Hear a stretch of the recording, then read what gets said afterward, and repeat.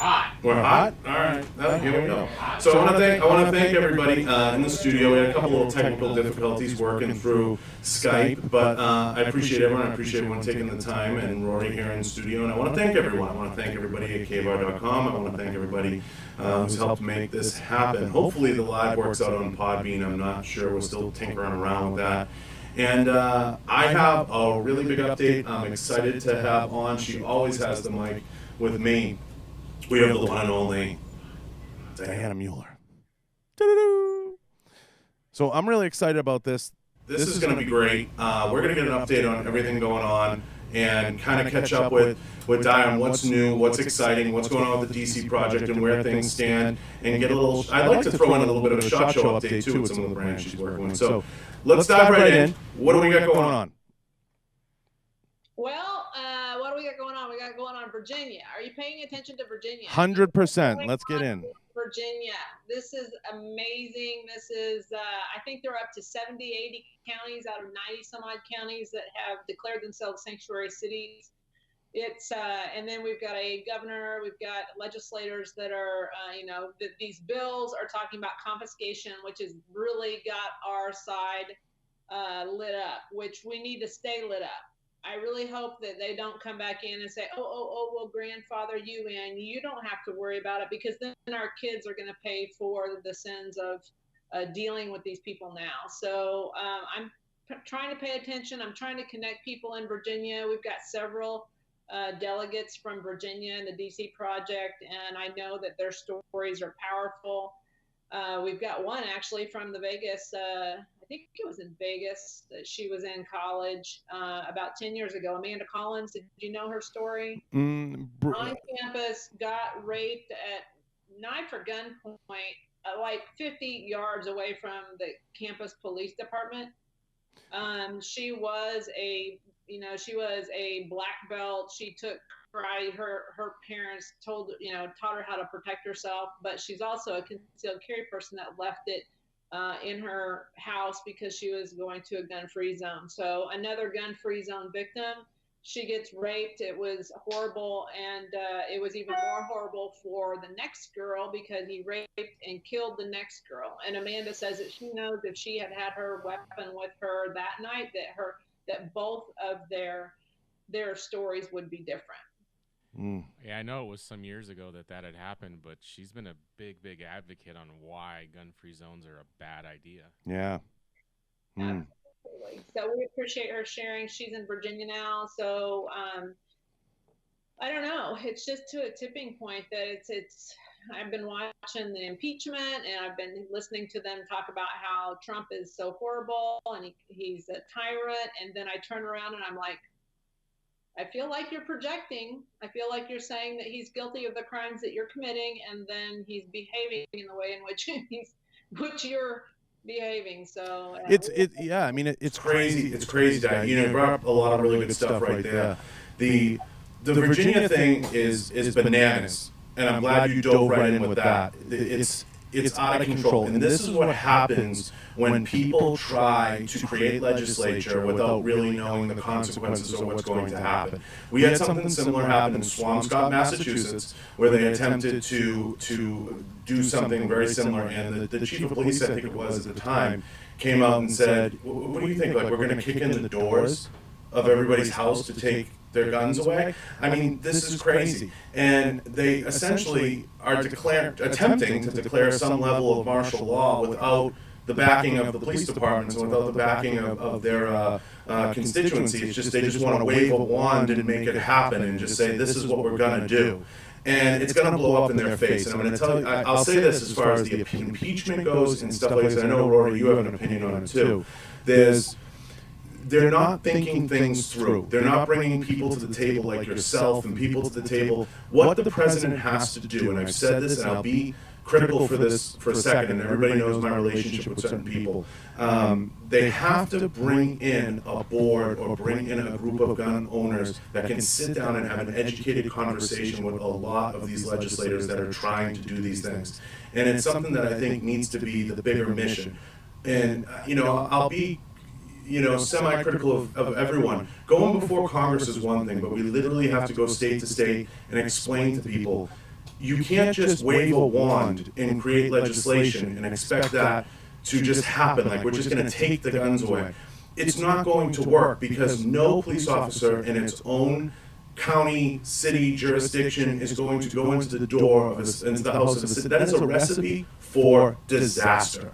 And can you imagine being a police officer? I'm so glad I'm out of it now. But can you imagine being a police officer and having to decide whether I follow the Constitution or I follow this law that our legislators put up? You know, the people who hit Anne Frank, they were criminals. The people who were looking for Anne Frank, they were following the law. Just because you make something legal doesn't mean it's moral, ethical, or constitutional. Absolutely. Get off my soapbox. No, but you're absolutely right, and this is a big passion play project, I know, for you, but more so even for me, because I was on the phone the other day, and I was talking to a friend of mine, a very close friend of mine back home, and he lives in Massachusetts still, and I said, you know, Charlie Baker's the governor there, I know him, I coached his kids in football. You know, I said, this is what happens when you have people creating laws, and they have issues with their AG there, as you know, and they create laws and they don't know anything about the gun industry, the culture, the people. There's nobody sitting down with them, and it blows my mind that they don't bring anyone to the table to say, let's at least put a coalition together. Let's put a few people together. Let's try to figure out what the issue is and try to fix the issue. And I can't believe it. I started the DC project, is to have those relationships. But you've got to remember that there are some people who are willfully ignorant. They do not want to give us the air. They don't want to know what our side is. They don't want to, they just know they want guns gone, whether they know it or not. It's a power issue. It's for power. It's not because of safety. And if nothing else, I just made a post about that young woman in New York City, you know, last night, that gets murdered by a 13-year-old and a 14-year-old boys, and you know, stabbed to death in a gun-free zone. And I mean, it breaks my heart. I can't imagine the fear that this kid went through. And it just angers me that there are people out there who think that just because you know, you want to take the guns away, that all the evil will go away too. It's just not. It doesn't happen that way. Well, you know, we've seen this many times. We've seen booze be illegal. We've seen drugs be illegal. We've seen all these things take place, and you know, it's just a scary time. So you brought up some other things too. You brought up the impeachment in that culture, and we just saw, I believe it was, correct me if I'm wrong, I think it was a 14-year-old boy that was beat up on a bus for wearing a MAGA hat. You know, this is a crazy time. This is a time where, you know, people are lashing out now. And I'll be honest, you know, I'll be political for a second. You know, I'm no expert, but this is why the Democrats will lose, and this is why the Democrats will continue to lose, which it's shocking to me if you do kind of a force field analysis of it. They owned social media. They had every owner in social media in their back pocket, but no one could come along and utilize social media the way that the Trumps did and the way that they've been able to.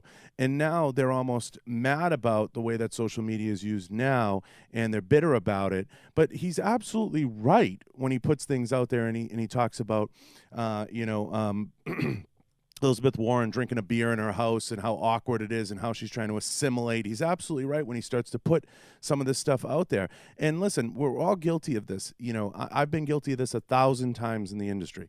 The delivery isn't always great, right? But the end message is sound. His delivery always isn't great. And at the end of the day, he is who he is. He's like a New York City taxi cab driver. He just kind of is what he is. And that's the East Coast in him. And I can relate to that. Whatever pops in his head, he's going to say. But he means it, and he qualifies it. He's kind of like, this is what I think right now. Hey, deal with it. And at the end of the day, we're in a time where they're just trying to crucify him because he's outspoken and he's going to say what's on his mind. At the end... Hang on. No, go ahead. It has nothing to do with Trump.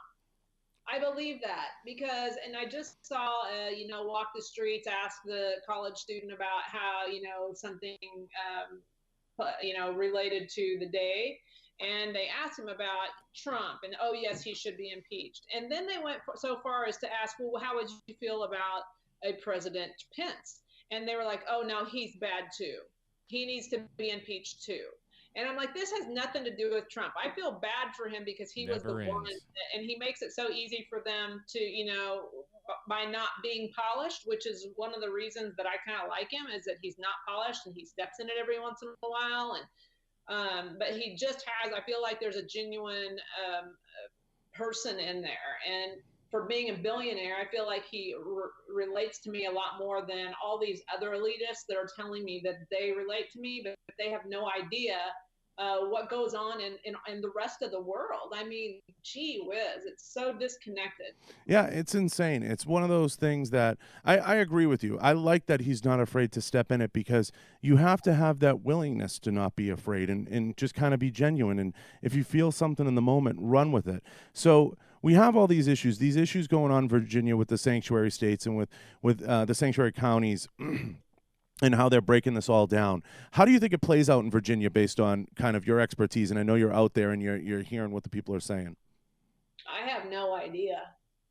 I'm hearing some stuff that I'm not going to repeat because I don't know if it's for public consumption.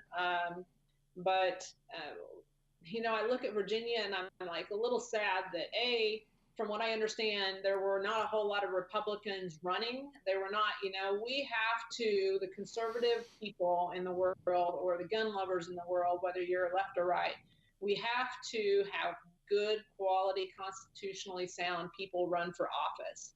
It's just disgusting that we don't have some kind of term limits, whether it be 20 years or, it shouldn't be a 40-year career of living off the government tip.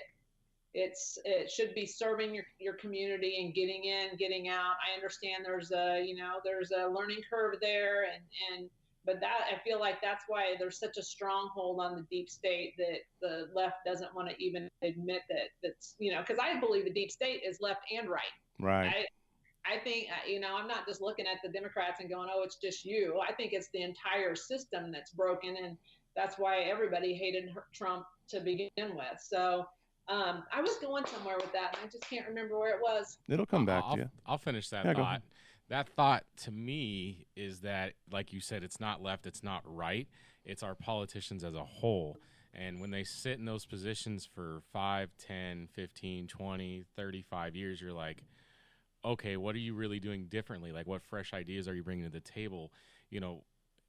You're just going to keep doing the same thing over and over again, and you're going to keep taking money from the same people that are going to expect the same things back. And it's just corruption across the board, in my eyes at least. Well, and I guess it was where I started was that we need good, solid people to run. And we also have to go vote. There's so few people that vote, and the antis and the left are so motivated. They're so well funded. The DC project going forward in 2020, I really want to let the reins go a little bit and expand, go down into the state level and do our deal there with the legislators, but also kind of basically just troll the commie mommies. And if there's a hearing or if there's something going on at the Supreme Court, like 2 weeks ago, the Supreme Court heard that case, that gun case. So they send a couple of hundred people there in red shirts. And I'm like, our side has not been countering their message for at least 5 to 8 years that they've been in existence. And they are really being effective, as to use, the common sense word, the gun violence word. They're like masters at messaging, and they're doing really good work to influence people, and we are not doing that. The truth has to be spoken at some point, but it's really hard when they've got that snowball going, and it's going hard, and they're gaining steam, and that's exactly what happened to Virginia. We had some voter complacency and not good candidates, and now we're looking at civil uprising. Go ahead, Rory. Yeah, not to mention, I mean, even if we get the opportunity to put a good message out there with actual facts and actual common sense, because their common sense is not common sense usually 90% of the time, it usually gets shut down one way or another. Like with Facebook and stuff like that, if we try to spread an article like, oh, this concealed carry person, took down a guy that was, in the middle of committing a felony or in the middle of committing violence on another person, it gets shut out of social media because the algorithms, they don't want to hear about it. The algorithms just downplay it so nobody sees it. Message never gets spread. Same thing across, other platforms as well. But when it's an anti-gun message, it gets spread all over the place like nobody's business. Social media and mainstream media. I mean, you don't hear anything. You don't hear diddly squat about what's going on in Virginia. Of course, impeachment is kind of a big deal. But I think it's also a big deal when you have 5,000 people show up at a board of supervisors meeting and trying to flip your county back to a 2A sanctuary. I mean, and this is what's so bizarre about it, is that we've allowed it to be a partisan issue. It's not a partisan issue. If you're a Democrat and you're listening to this, the Second Amendment is for you too. And if you think Donald Trump is a tyrant, you should be the last person to think that they want to give up their guns. Oh, I agree with that. And listen, that's an age-old tactic, Rory. If it bleeds, it leads. And everybody's trying to get, their 15 minutes. And even on social media, everyone's trying to get their agenda across. And at the end of the day, I don't think anytime soon we're going to see that favor a positive concealed carry story out there. And I'll be critical for a second. I know I don't want to get in this. I know it might be a sore subject for you, Di, but I think there's a failure on the part of the not just the NRA, but just all in general. And I've told them many times to help us create these narratives and push these narratives out there and get these good stories out there. And there's just not enough people. I'm going to say something. When an organization is too worried about selling memberships and pushing memberships based on fear, and they're losing sight of the good story and getting the story out there that really will ultimately lead to the support. And I feel there's no better time for that than now. And that's one of the huge disconnects, because there's a huge disconnect between getting the facts out there and placing the facts in front of the people and saying, here's what's going on. A woman was murdered, raped, assaulted on a college campus. She had a concealed carry permit. She was not allowed to carry it. That's a story that should have $1 gazillion worth of ads behind it and should be pushed out there. She should be in front of podiums. Instead, the left gets allowed to traipse out there these the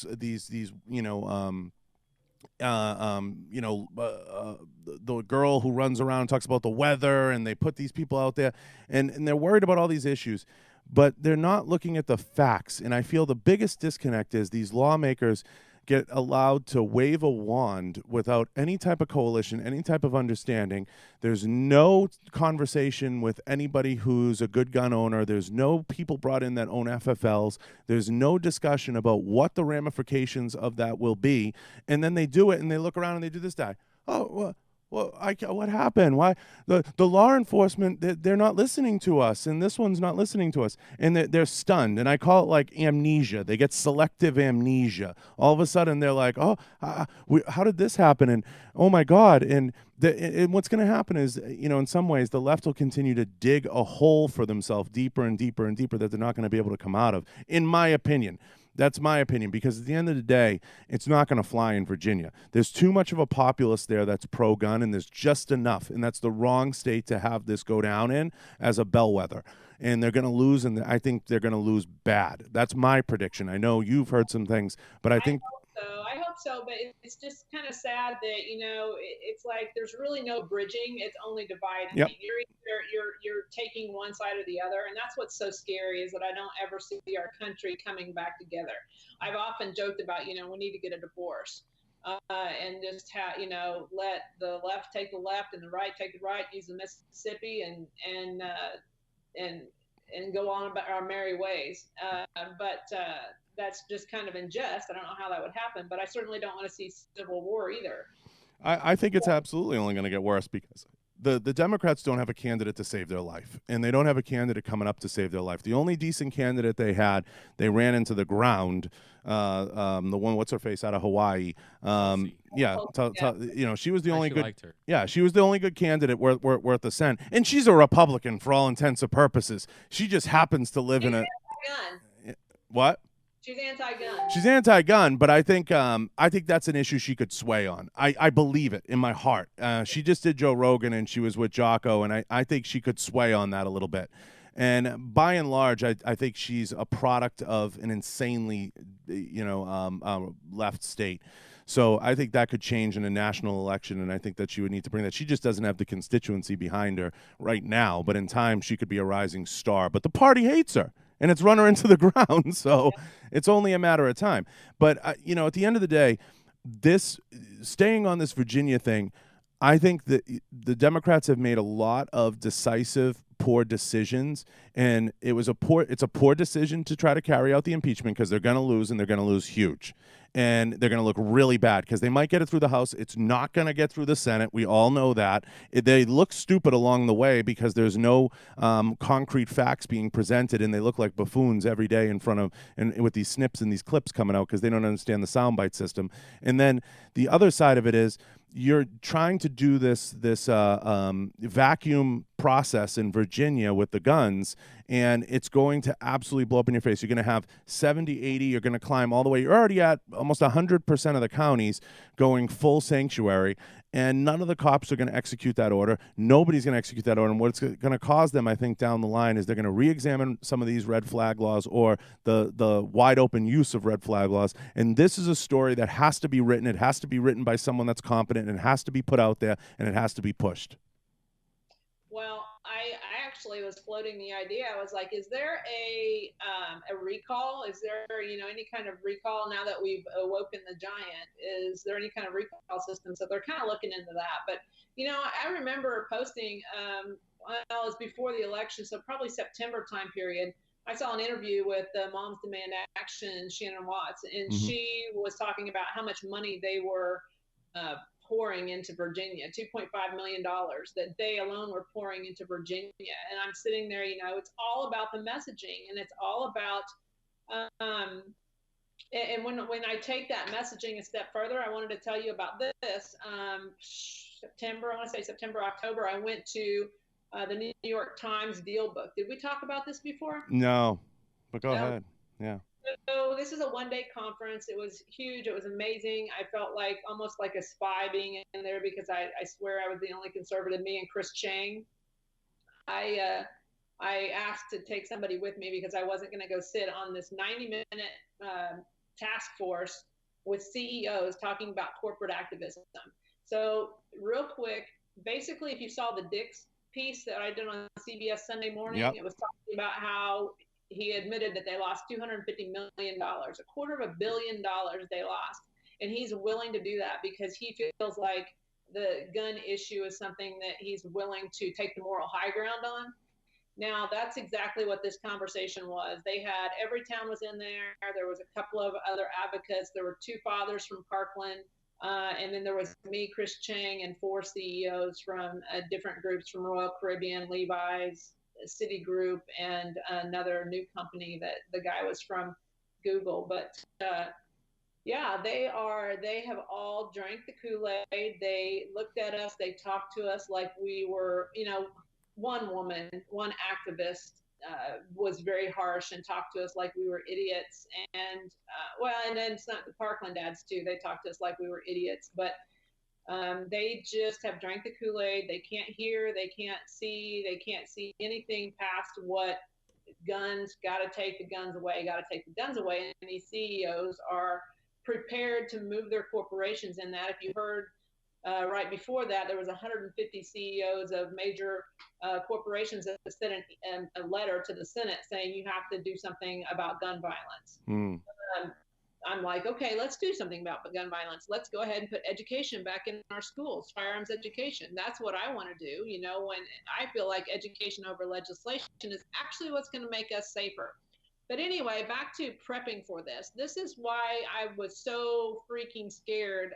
When I was prepping for this, I was talking to a gentleman who was explaining what shareholder resolutions do. So basically, a shareholder will bring a resolution to the board and say, let's use Yeti and NRA. I don't know if this, I can see this is how it's happened. Now that I have seen this, I can see a shareholder resolution going to the Yeti board and saying, Yeti, we want to do something about gun violence. And if you don't sever your ties with the NRA, we are going to launch a social media storm. We are going to turn all our people loose, and we are going to destroy your brand. So Yeti, from a business decision, they're like, okay, all I have to do is just stop having a relationship with the NRA, and I don't have all this headache.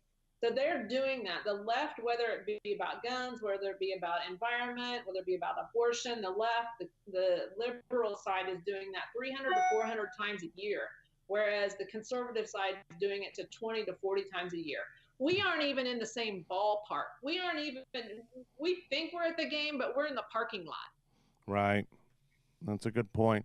I just think it's going to come to a head at some point, and it's going to bubble over. I mean, at this point, with them talking about bringing in the National Guard and all these different things to enforce the law, I just think at some point it's going to come to a head. And the good thing about our process here in this country is states become a little bit of a vacuum and a little bit of a bellwether, and we can see how things perform. And I think ultimately, yes, they might control the House and Senate, but they don't control the passion and the morality and what they feel is right in Virginia. And that's where they're going to lose, because at the end of the day, the gun issue is one of those issues that becomes not just a constitutional issue, but people believe it's almost religious. It's their moral inherent right to own and possess a firearm, and I think they totally underestimate that. And bringing in the National Guard and escalating it to these types of situations is going to be a major, major issue. And I try to talk about this almost removing my own bias from it and trying to get people to understand how people feel about it. It's an issue that it's like religion, and you can't legislate that. You cannot tell people what they can and cannot be a part of. And people feel the Constitution in the everything that's inside of, whether it's the First Amendment, the Second Amendment, the Third Amendment, that is their right. That is bestowed upon them by the Founding Fathers. That is their right. Now, you can debate all day long about muskets, hunting, whatever it is you want to talk about, but attempting to pass sweeping legislation to just make that disappear is where they're making a fatal mistake, in my opinion. Yeah, that's true, and I like your analogy of evangelizing, because it's exactly the same. But how effective am I if I come at somebody who doesn't know me and go, do you know Jesus? Because of course, you're right. And that's exactly what we have to do as gun owners. We can't come at them and go, it's my constitutional right. You can't, we have to be better, and we have to train ourselves on how to communicate these positions, these hostile conversations that we're having with our neighbors, our family. Families are breaking up over this issue. So there's something that we can do, and that is to train ourselves on how to have these conversations. And you have to dig in, just like if you were going to have any kind of conversation about Christ. You kind of have to know what you're talking about. It's a never-ending education on both sides. But you have, right now on the gun debate, you got to know what your position is on universal background checks. That universal background checks are not enforceable without a registration, and a registration always leads to confiscation, and confiscation is what we fear. You have to know what you think about red flag laws. You have to have an answer for it besides it's just my constitutional right. Absolutely. You have to say that I know Carrie Sloan, and I know that without a firearm she couldn't protect herself, and that they are easily manipulated and used to disarm victims. So there's a lot of preaching to the choir. We have to teach the choir. I've heard too many gun owners say, I'm a gun owner, but it makes common sense. They've bought into this deal that it's the gun, that it's it's the AR-15 platform. And we have to do a better job of shepherding our group and teaching. But there isn't any kind of, information going out there that Thanksgiving's coming up. Here's how you have conversations, because I saw documents from Mom's Demand of here's how you have a conversation with your parents. I think you're absolutely right, and I think we both know where that failure lies and who's supposed to be at the forefront of it, and who's supposed to be the group that helps create that narrative and helps shape that story and helps push it out there to the masses. I think we both can agree on that. There's no question that down the line, as time goes on, I think this continues to escalate. And you're absolutely right. It comes down to educating those that are having conversations. We can simplify it here because we can simplify it here because we understand each other and we understand how passionate people are. But at the end of the day, I believe the PC or correct fix lies in getting together. And I would be quite all right with a Democrat that says, geez, I really want to examine gun laws and gun restrictions. And I'd like to sit down with a group of gun owners, and I'd like to sit down with some gun shop owners. I don't think anybody would get mad at that day. I don't think political suicide. Are you kidding? They would they're go watch No Safe Spaces. Have you seen it? Yeah. I know where you're going. Go ahead. The left has created monsters in these colleges that they can't even control. Right, exactly. And they can't control them. There isn't any kind of, let's have a conversation, because even if they were, I saw a woman today from, I think, Michigan or Minnesota that was a Democrat, and she's talking all, normal and having a conversation about this impeachment thing. And she said, if I don't get reelected, I just have to know that I did what I think was right. Mm-hmm. And that's few and far between of people who will look out for what they think is right, as opposed to following the party line, towing the party line, and doing what the party tells them to do. So that's why it's so important to, if you feel called to run for office, run for office. I don't care whether it's school board, local, city, state, federal. And we've got like 2.5 girls. We got 2 girls running for Congress next year from the DC project, and we got one that's sitting on the fence, and I'm pushing her as hard as I can. Oh yeah, she should. Yeah. She absolutely should. The DC project needs our own Bloomberg. So I don't know if there's a Bloomberg out there. Is there a Bloomberg? We got to find one. We have to find one. And it's going to be insanely interesting how a lot of this plays out and how the gun violence thing gets addressed. Now, people have been critical of Trump because of how he's approached some of these things and how he's approached some gun laws, and I understand that. But at the same token, I think there's a lot to sift through, and I've said it once, I'll say it 1,000 times. A lot of the roots of the gun issue and the firearms issue in a lot of states and within a lot of communities is you have a situation where you're issued a permit by the town that you lived in or the sheriff's department or the local chief. You're educated to get that permit, usually by a civilian, by someone who issues you an NRA certificate, and it's given to you by the state. So it's one of those things, nobody wants the responsibility. So nobody wants to come in with a clear directive. Nobody wants to come in and, as I said earlier, have a clear conversation. And you brought up a good point. As far as educating goes, they can't even control their side of the table and get their side of the table corralled.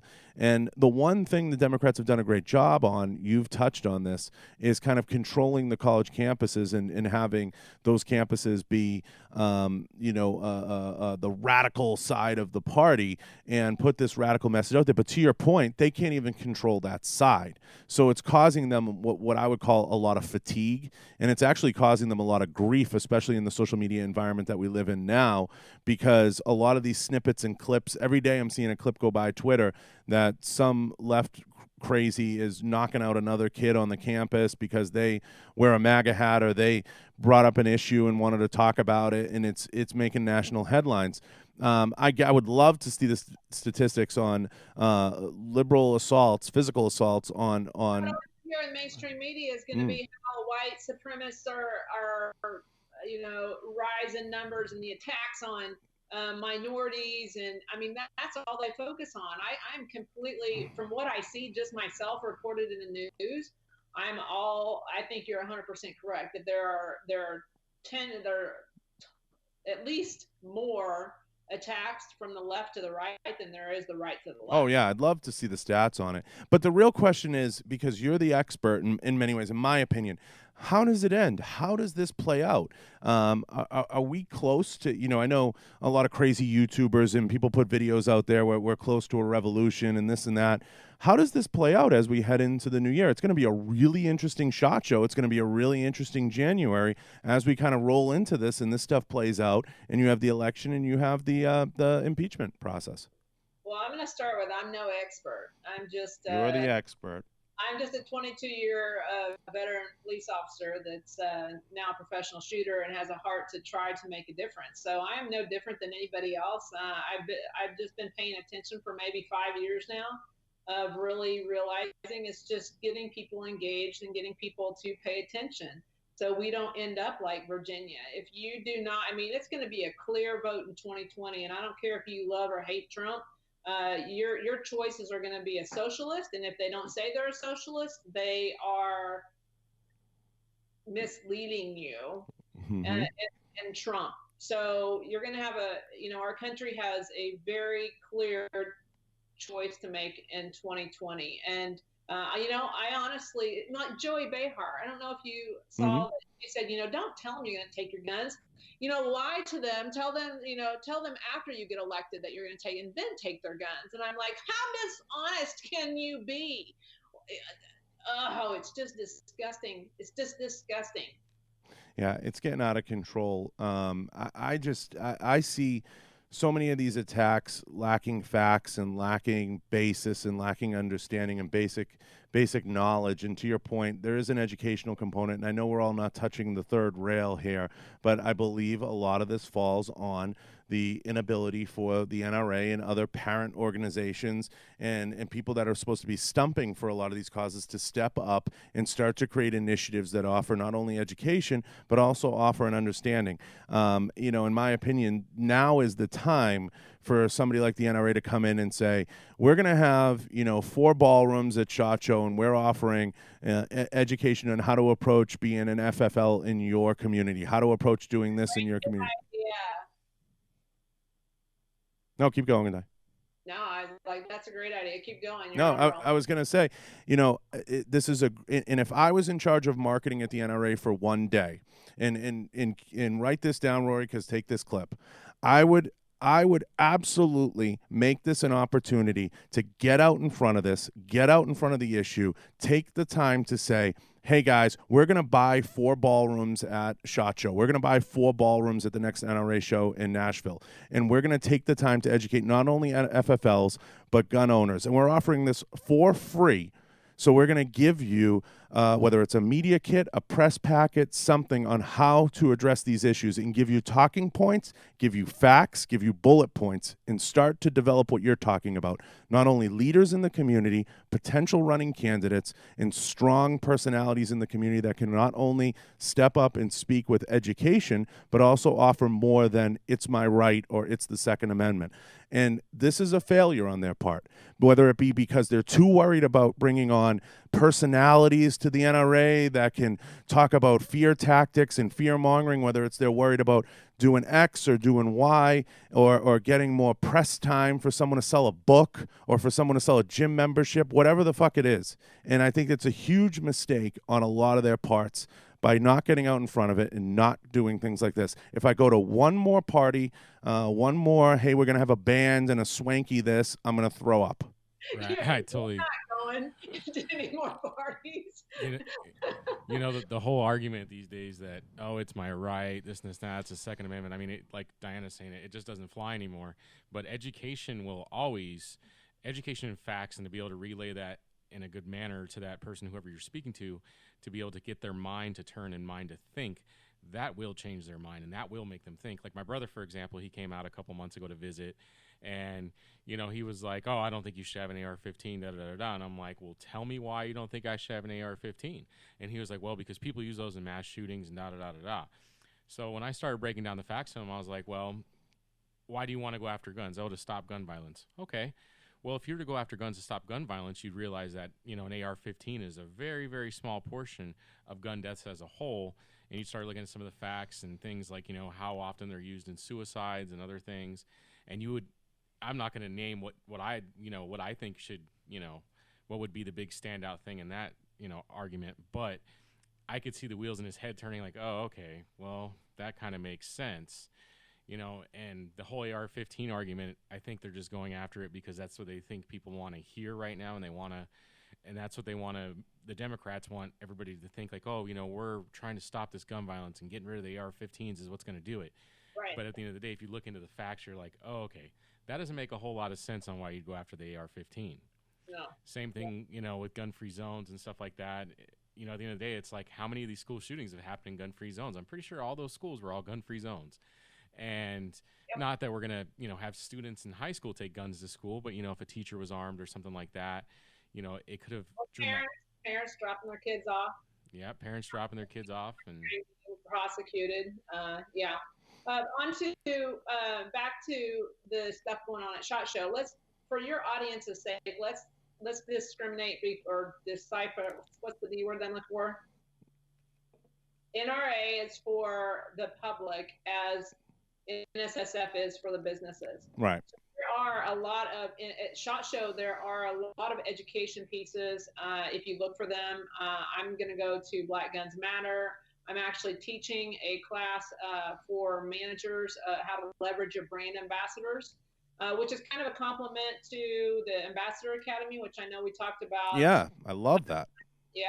So these are things that from the SHOT Show perspective, there's a whole education, SHOT Show University, I think it's called, and then the NRA. I will definitely go back to the NRA and see if we can't plug in some sort of education piece. I'm sure they have something. I'm just really not aware of it yet. So those are good points. And and I want John. You're going to have to come to the Ambassador Academy. I'll come when you ask me to speak. I have so many ideas, and the problem is that I've talked to not only top officials of the NRA that I text and talk with, but people at the NSSF. The problem is me with the type of attitude I have. I offer as many and as abrupt immediate solutions as humanly possible, because I believe a good plan executed now is better than a great plan laid out later. And I think at the end of the day, there's a lot of people. I look at the NSSF and the NRA in many ways as like my local Rotary Club. They want to give awards to their friends, and they want to do barbecues, and they want to do parties. Stop putting the fucking band up at the end of the night. Put somebody up that can actually speak and actually hold a conversation, and shame on everyone who goes to these events and takes the free food and takes all the crap and everything else that goes on there and doesn't want to strike now while the iron is hot, because the clock's ticking. We hopefully have another 4 years, and if we do and we don't take advantage of it to go after things like national reciprocity and fixing these problems, it's a major mistake, and it's a major failure, and we're gonna be sitting around at those same parties 4 years from now, and we're gonna say we blew it. I can't disagree. But on the since I'm trying to fundraise, I understand that there are some fundraising things. So those people with large pockets, they like those parties. Of course.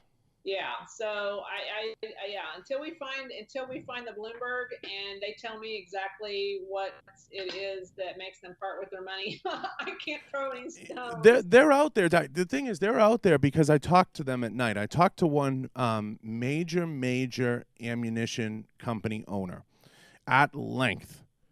And this gentleman, and you may or may not know who, I'm sure you know who he is if I said it, but there are people looking for the right places and looking for the right people to get involved with. And the thing is, because of things that have happened with some of these organizations, they're very cautious about where they put their money. They want to know where their money's going. They don't want their money going towards $200,000 drapes. They want their money going in the right directions. And I'm being critical, and I'm on my soapbox a little bit today. You guys caught me on a good day with some of this stuff, and I have a lot of friends there, and if they listen to this, they would probably be upset about it. But at the end of the day, it has to be said, because I know a lot of these people at these organizations intimately, and I know that you know that I do. And the problem is, a lot of them sit there collecting their salary, putting their little posts up, doing the things that they do, and they think that's enough. It's not enough. Someone needs to come in with a plan. Someone needs to come in and execute, and it needs to get done. And at the end of the day, there's too much glad handing and too much patting on the back and too many awards being given to their buddies on the floor, and not enough people getting up there and coming up with strategies. I spend my whole day talking to companies, and Rory, I know you know that this is true. And I've confronted marketing directors and people at very large companies, and I've asked the question, what's your content creation program? How do you create content? How do you do things? How do you, and they look at me like I have 10 heads. And these are large companies, big companies I looked up to for a lot of years. And they look at me like I'm crazy. And I was legitimately on the phone with a very influential person at one very large company. I have to be careful how I say this. And he literally, and I'm listening to him, and I'm like, you got to be kidding me. It's rolling out the same bad ideas, and it's not enough. It's just not enough. And everybody wants to run around and have no plan and no direction. And someone needs to come into some of these organizations and have a plan and have direction and have an understanding. And at the end of the day, from where I sit in the office that I work, with the brands I work with, I can always come back to, if here's my strategy, here's what I do. You know, Rory knows how methodical I am in this office and how I approach things. And it needs to be the same thing with these organizations. But the problem is, everybody's in their mid to late 40s to 58, 59, 60 years old. They don't want to change. They don't want to affect their paycheck because they're worried about their daughter or son in college and making sure that things get paid. I don't care.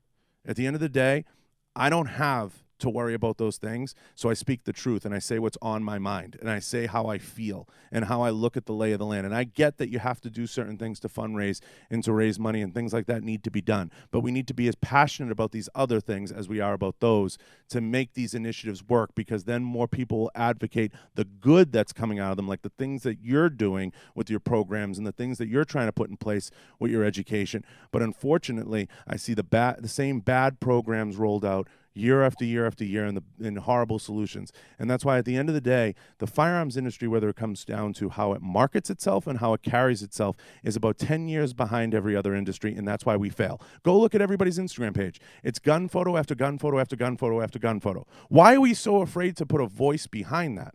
People like you that are out there with a great, strong voice, they need to come out of the shadows and they need to talk. And at the end of the day, posting pictures isn't helping us. Go look at Heckler & Koch's Instagram. It's all pictures of just guns. You're supposed to be one of the beacons of the industry. You're kind of preaching to the choir. I mean, I don't want to bash anybody's brand that's out there that people work for, but at the end of the day, go look at these companies. You're supposed to be the biggest advocates. Maybe you need to come to my class and help me teach the brand ambassador managers, the sponsorship managers, because it's the marketing teams. You know, I'll do anything you ask. You know that. All right. You'll never have to ask me twice. You know that. You sent the time and the date over to do this, and I said it's yours. Done. That's awesome. You know you'll never ask me twice. But at the end of the day, I go and I speak at some of these events locally here, and I've done a couple recently on content creation and how to develop. And I show them, podcasting. But our biggest failure, I feel, the last 2 years and probably the next 3 or 4, is the failure for companies to put a voice behind a lot of these things. People still want to do photos. They want to do quick little videos, like we're filming a trailer for John Wick every week. Like, that's great and all, but like at the end of the day, what are we doing to move the movement forward? What are we doing to help the movement? Who's getting out there and speaking? And I do feel like these companies have invested wisely and very good people. I mean, look at Jerry Mitchell. He's our Michael Jordan of our industry. Love Jerry. You don't see him being used like he could be used to be a face and to be a voice, like you're talking about, to make the gun industry personable. I mean, who can not like Jerry? And I'm going to be honest, I'm going to be 100% critical of that. Jerry should be way out in the front, and it's not his fault. The problem is when companies, that are running the marketing for the NRA or for some of these other groups or NSSF, they go and they pick these social media people that, like I said, either they're selling gym memberships or they're selling this or they're trying to push that and they're trying to fearmonger. They're not offering concrete education. And someone like Jerry comes in, it scares the hell out of people, because here's a guy with no offense, Jerry, 1,000 years of experience, and you're not that old, but he's, him and Kay, who's better than both of them to be out in front? Who's better than both of them? I know. I mean, that's why I think it's so important for me to try to reach out and offer these companies and these brand managers, encourage them to take advantage of the things that they've already invested in and how to leverage. The whole class is called Leveraging Your Brand Ambassador. So it's just funny that you bring that up. Yeah. That I ask you to. Yeah, it's absolutely important, and I think your mission is a big. I mean, in my opinion, they should put you in charge of the whole thing, whether it's the NSSF or the NRA, and they should bring someone in like you that says, "Look, we're going to do common sense stuff, and we're going to educate people." But I feel the failure starts always at the base. You can't build a house on mud. You have to build it on a strong foundation. The problem is running around this industry, and I know that this is true. You have a lot of people, especially at the big companies, that have little to no experience in the firearms industry that get brought in from these outside companies. And then on top of that, too, you have people that get brought in from the social media side, and all they know how to post is gun porn, gun photos. Hey, I'm going to post a photo of this. I'm going to post a photo of that. I mean, come on. It seems like on social media, it seems like companies are scared to, like, they're so... No, they're lazy. There's a difference. They're lazy. No, here's what I hear. I hear that they're so scared to not get the numbers. It's like they're a teenager that's addicted to their phone and are trying to get all those likes. It's like, I'm like, it's your marketing division. Your job should be to, throw up a bunch of different stuff and make people want to buy guns and gear or whatever it is your company's selling. Don't stay within that, oh, our audience doesn't like that. Let's just, how about we fail and then tap into another audience and grow? I think they're lazy because, as I said to you before, I look at industries like the action sports market. I look at industry, energy drinks. I look at all these different industries, and I look at even what Trump and what other people are doing and how they're having success on social media and how they're leveraging social media. Have a message. If I was to pick up the phone right now and call the top 4 or 5 gun companies and challenge them to this, what is your message on social media? They'd probably be crickets on the phone for 10 minutes. You want to know why? Because the person behind the social media account is probably a $40,000 or $50,000 a year flunky. And I laugh at that because at the end of the day, your largest audience is there, yet you pay the person the least in your organization to run it. That's a good point. And that is disgusting. Or even in their organization, it's third party hired out. 100%. I know who's behind these accounts. So I'm not shocking the world saying this, just to let everybody know. And I know that I know everybody who's behind these accounts. I know who runs them. And at the end of the day, it's a huge failure. It's a huge failure. And the reason the hunting market's ahead in many ways, and it is, and I'm going to give my hats off to the hunting market for a second, is because they're doing a better job creating a voice. But until these owners and until a lot of these companies start to realize they need to put a voice behind the company and they need to start to create a narrative and they need to start to shape a message, and until they start to feel a responsibility to protect their trade and protect their business by creating a message, someone else is going to control the narrative. You control technology or technology will control you. Ooh, that was good. That was really good. So what can we do on, let's talk about the Ambassador Academy a little bit and what the brand ambassadors can do and expect at the Ambassador Academy. So to recap, this year, 2019 was the first year I tried doing this. It was my 10th year in this space, and I've always wanted training when it comes to social media, analytics, and strategy. I wanted to know how to film and edit stuff. I wanted to know how to have those hostile conversations. So I hired subject matter experts in all of that. I hired a photographer. I'm going to hire 2 photographers in 2020 because those are the tangible things that companies can actually have. If we do a photo shoot with their ambassadors and we do a photo shoot with their product, and that's the tangible thing that companies can go. So it's a 5-day class. It's right in front of USPSA Multi-Gun Nationals down in Florida, outside of Orlando, where we call it Tactical Disneyland. It's a private range, and it's an amazing facility. You're going to get 1 day of personal protection, situational awareness, and like low light, force on force type stuff. We're going to do that because that is honestly in our industry for sure. But even just being a conservative, you talk about the kids that are getting attacked for wearing MAGA hats. I mean, there are things that you can do and there are things that you can do to protect yourself. So I think that's important for our ambassadors to be prepared for. So that's day 1. And then the other 4 days are going to be focused on the communication side, the filming and editing side. There's some live fire going on. Josh Fralick will be back doing our live fire stuff. So it's an amazing, everybody really enjoyed it. I didn't get to participate so much as I was herding cats and shepherding.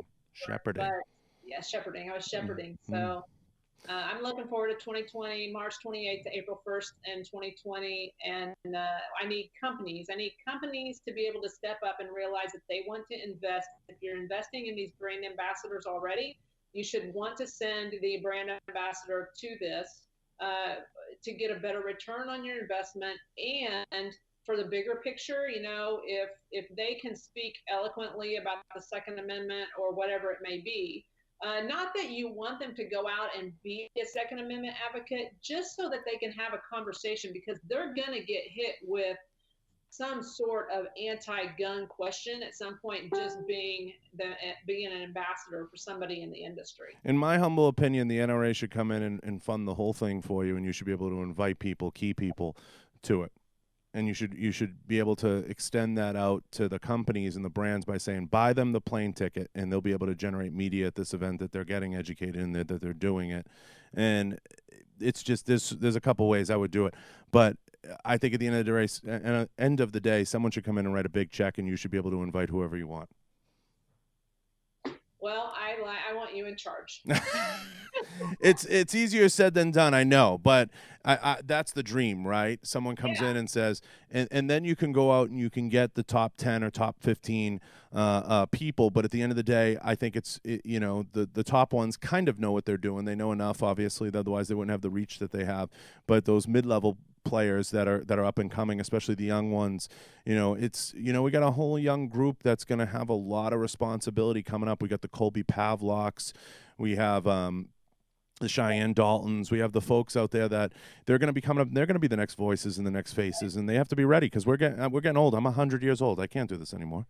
Right. I've already told Beth Walker. She's from Indiana. She's an amazing girl. She's a senior in high school, and I've already told her I'm bringing her in. She's on my little advisory board, and I was like, you should pay attention because one of these days I'm stepping away and this is going to be yours. Oh yeah, it's your headache now, Yeah.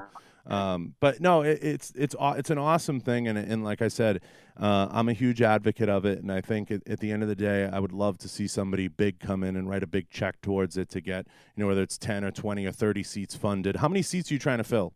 16. Okay. It's a very small, intimate class. Yeah, I don't see any reason why. So 16, you're asking for about 4 Gs per, so you're looking for 6, 12, 18, 25. So you're looking for about 60 Gs to make it all come together. I see no reason why one company can't bite the bullet and come in for at least half of that right off the bat and say, you know what, Dianna, do what you want with the tickets. Give them to whoever. That's what I would go after. Let's you and I go talk to some people at SHOT Show. I'll talk to anyone you want. I mean, I'll tell anyone you want. I mean, definitely give me a press kit. I'll put my money where my mouth is, and I'll talk to a couple of the right people. And I think you absolutely, and I'm going to say it right on air, I think you absolutely should take that and you should send it to Jason We Met at NRA. And you should be like, Jason, I'm not hanging up the phone until you give me at least $15,000, something. He actually celebrated with me after I did my testimony, so he showed up. Yeah, I would pick up the phone and say, remember that celebration? Cut a check. And I'm not. And I'd say I'm not hanging up till you do. You've given me a lot to do. So. Well, I give away more good ideas than I keep for myself. So I love this. This is awesome, and I think we absolutely need to do it again. Believe it or not, it's been an hour. Hopefully, we covered everything. Let everybody know where they can find you and how they can look you up. They can look me up on Instagram. It's Di3Gun. On Facebook, it's Dianna Muller 3Gun. And then the DC Project is dcproject.info. And the Ambassador Academy is at pro3gunner.com. pro3gunner.com is where the Ambassador Academy lives. And then I also want to make a plug. If any of you guys are shooters, we had the most amazing fundraiser match. It's a 2-man team, 3-gun match, and it's going to be on Halloween 2020. So put it on your calendars. Come down to Texas and have a great time supporting a great cause. In SHOT Show, where are you going to be? Man, I'll be everywhere. You tell me where to be, and I'll be there. Yeah, we're going to put something down, you and I want you to come by, and I want to catch up with you face-to-face for sure. Okay. 100%. So I appreciate you. I appreciate you taking the time. We're going to do this again. This isn't the last you've heard of her, and it's certainly not the last you've heard of me. So, Rory, I think we covered everything. Di, you've been great. I love you, and I love what you're doing. And we're definitely going to do this again, probably at some point mid-January for sure, before SHOT. And hopefully we'll be able to get this cut up and out there so everybody can hear it. This will be hot right away, I think, on all the places podcasts are heard, right, Rory? We got this live, so it looked like it clicked over and it's working. Yeah. Oh, yeah. So, and we're hot on YouTube. So get out there, share this. This is a great message. This is a great cause. Don't forget to support everything that she's doing with the DC Project. Don't forget to support everything that she's doing with the pro3gunner.com, where you can check out and read all about everything that she has going on with the Ambassador Academy. It's a phenomenal program. It's a great project. I think we're going to get this thing funded at some level, shape, or form and be able to get some great folks out there. And I think it's going to be a phenomenal venture. And thank you enough. You can't thank you enough, Di, for coming on. Thank you. Thank you for your time. I appreciate it. Rory, we're out. Cut it. Have a Merry Christmas. You too.